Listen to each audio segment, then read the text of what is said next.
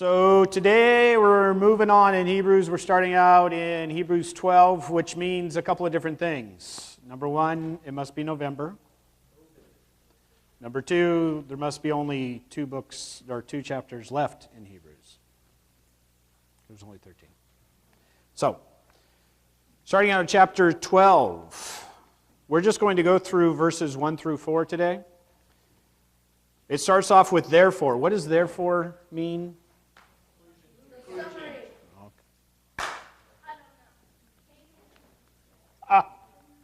All right, it sounds like you guys understand. All right, so therefore, since we are surrounded by such a huge crowd of witnesses to the life of faith, let us strip off every weight that slows us down, especially the sin that so easily trips us up, and let us run with endurance the race that God has set before us.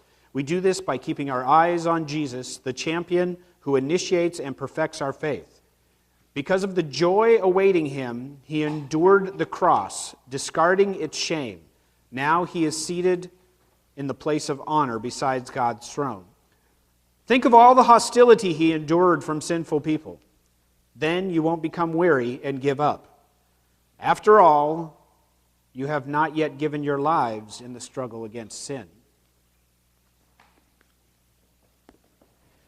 So there's a couple of things. First, I need you to definitely recall what we talked about last month. We talked about a certain urgency in our activities. What was that urgency for? What's that? Nobody knows what the urgency was for? Urgency to get another cookie? There was a certain urgency. There were certain burdens that we placed upon ourselves. There were certain tasks that we were supposed to strive to accomplish. Certain things we were supposed to do. We just kind of talked about a lot of those.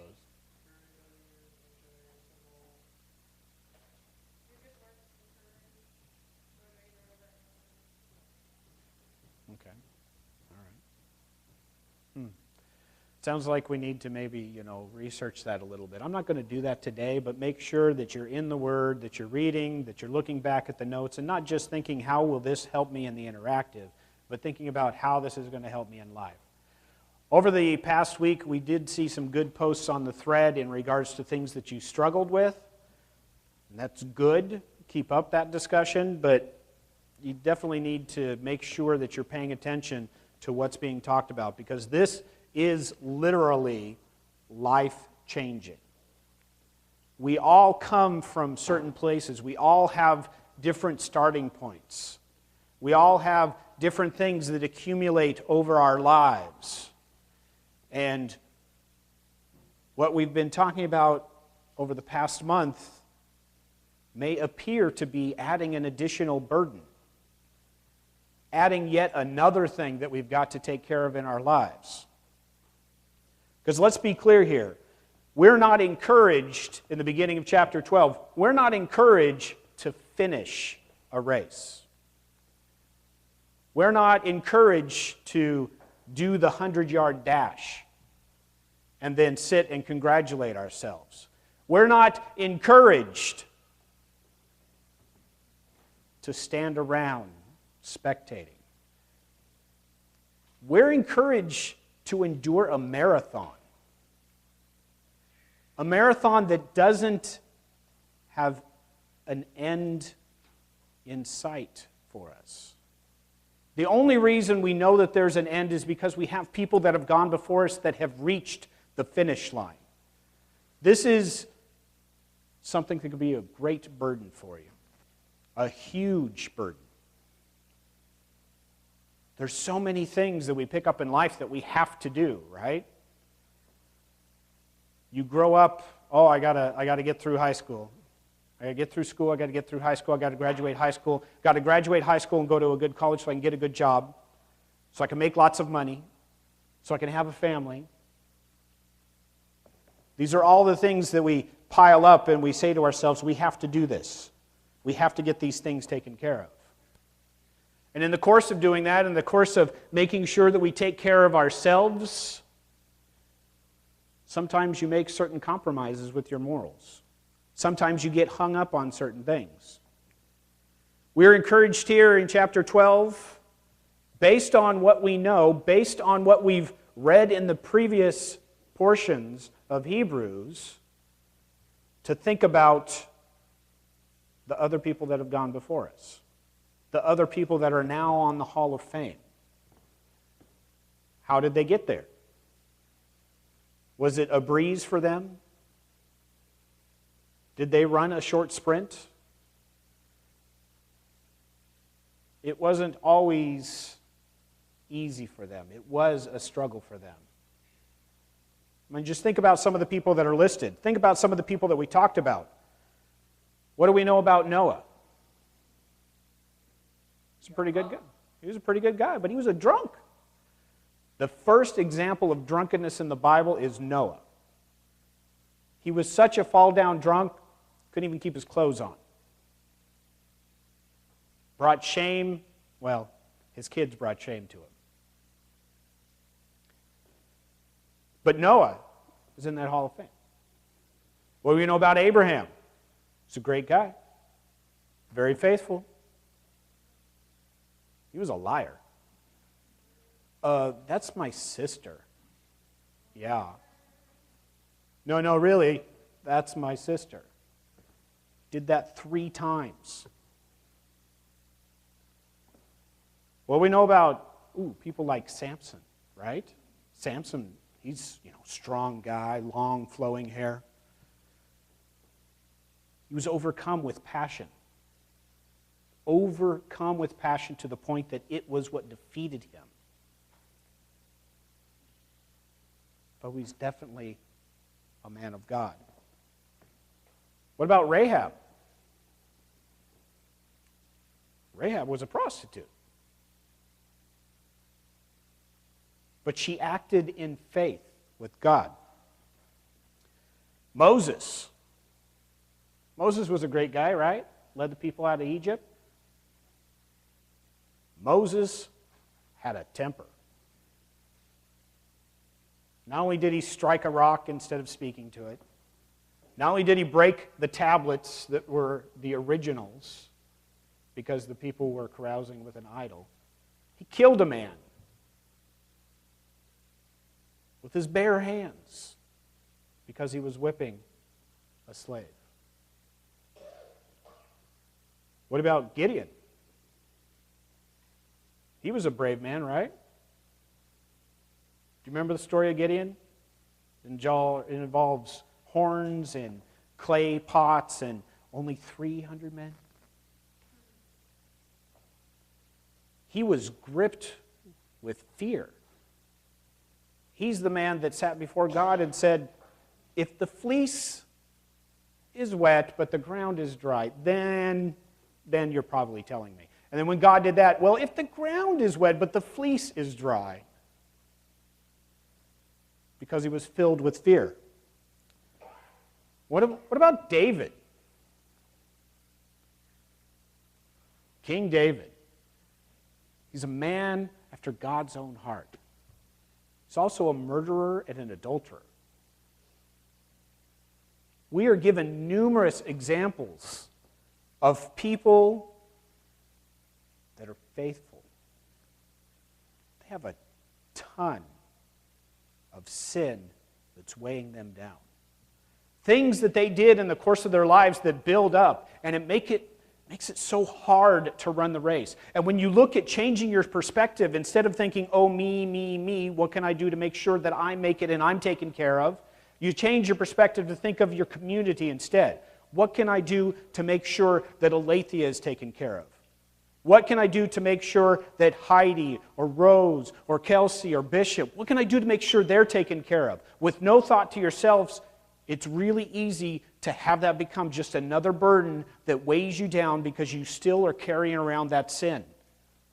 And if you're still carrying that around, if you haven't let it go, guess what? You're a thief.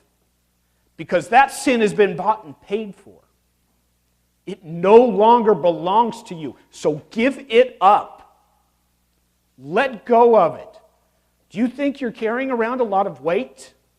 You have so many responsibilities that it's hard for you to find time to help somebody out at church. It's so hard for you to find time to take care of a brother and sister's need. You're carrying around too much stuff. You got to let go. Unburden yourself. It's so hard to run a marathon. We're running further than that.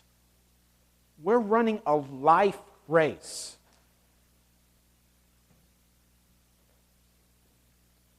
How big is Nike? Worldwide. Billion-dollar company. And what do? They find a way to lighten the clothing that you're wearing and maximize your performance.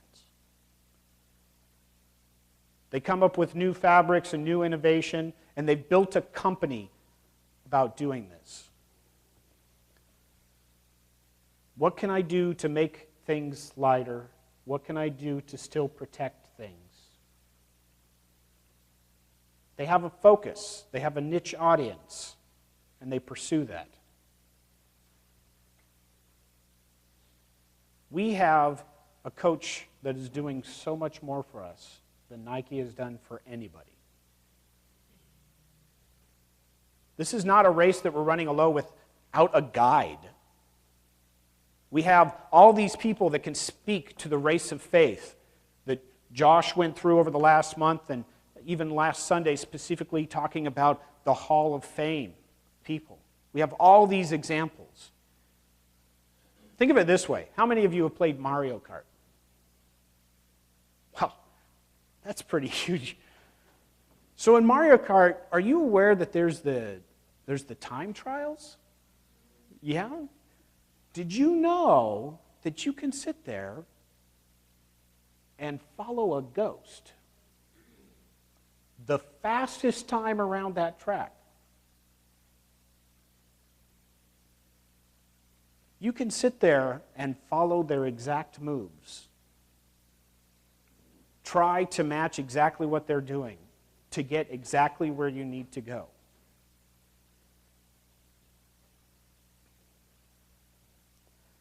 And it's really hard to do if you're not really good with the controls.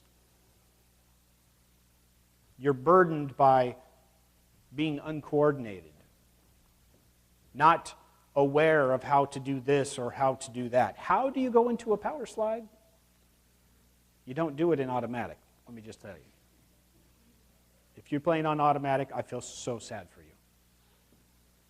You have to get into the nitty-gritty and go manual. Developing over time, learning over time how to do it correctly so that eventually the only ghost that you're chasing on Mario Kart is your own. Because you've been trained, you've honed your skills, you've got things down, you've unbound yourself from being uncoordinated. You know how to work the controls. You're not afraid to choose manual instead of automatic. We have people that have blazed the trail of this race that we're running. We have people that aren't just ghosts or figments. We have a man that completed the race and conquered it. And now he sits at the right hand of God, coaching us, begging us to come after him, training us through all sorts of practices, through all sorts of trials, to unburden ourselves from those things that would slow us down, getting us the latest footwear, the lightest footwear, to help propel us forward.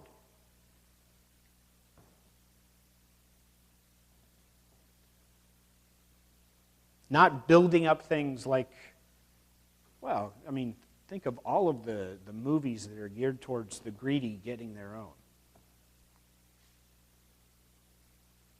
There's tons of them. They seek for so much power, and then when they have everything they ever wanted, they're toppled just as they're about to pass that finish line. They've ruined themselves because of trying to take care of it on their own.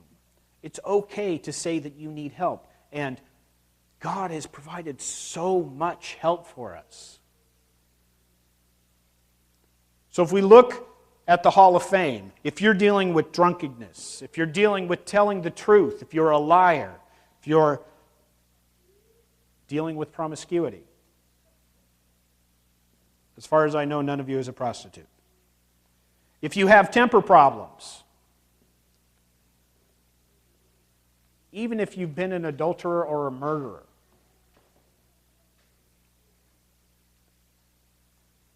let those things go. They've been bought and paid for, and they're no longer yours. Unburden yourself. So my question to you as we go into cell groups, yeah, we've talked about sin, but what else are you carrying around? What other burdens are you taking on that are not your burdens? If when we sit here and talk about giving all to God and giving all towards our community, and it makes you balk because I'm carrying so much already. What exactly are you carrying again? What makes that such a difficult move? It's not going to be a quick and easy race. There are burdens that you need to carry. But let go of the ones that don't belong to you anymore. Let's spend some time in discussing what we're still carrying around.